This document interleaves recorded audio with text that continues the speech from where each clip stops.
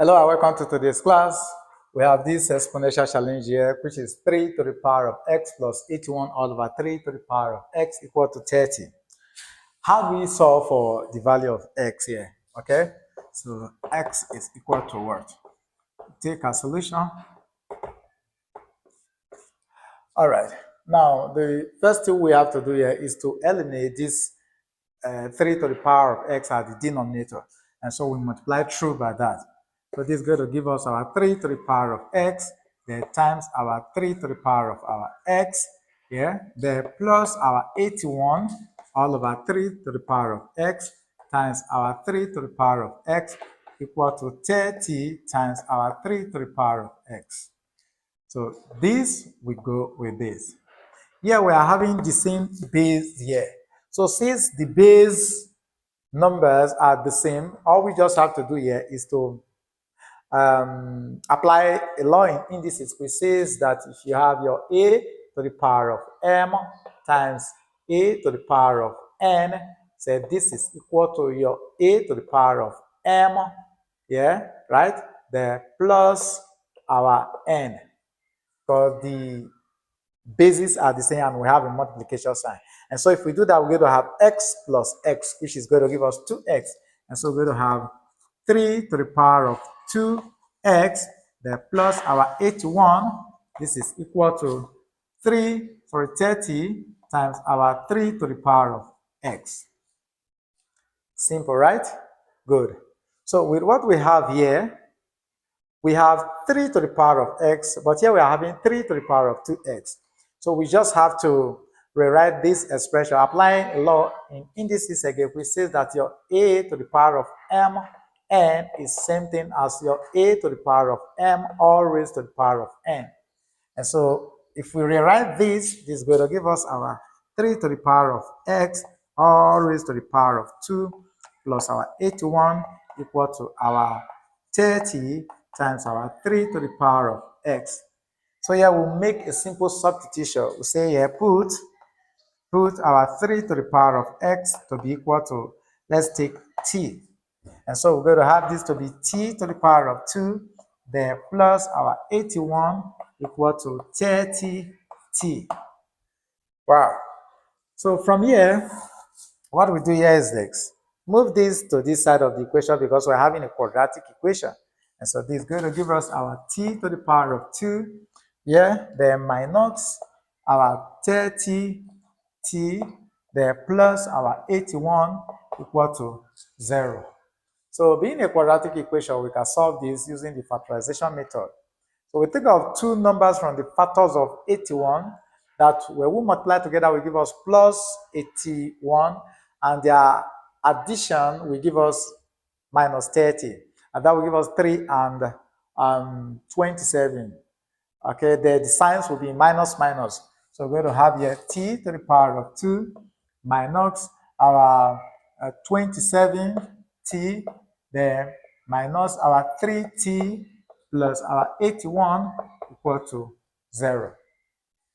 Okay, we can put this in bracket, also put this in bracket, right? Good. So this is going to give us t to the power of 2, then minus 27t, right? This in bracket. Then we'll also put this in bracket also.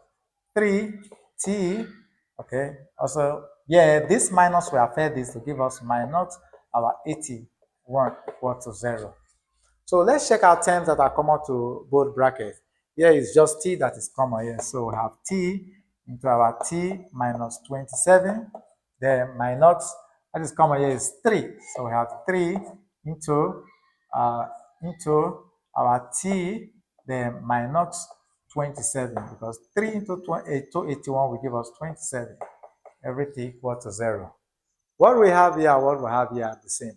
So we take one of them. So we have t minus 27, close bracket, then bracket our t minus 3 equal to 0.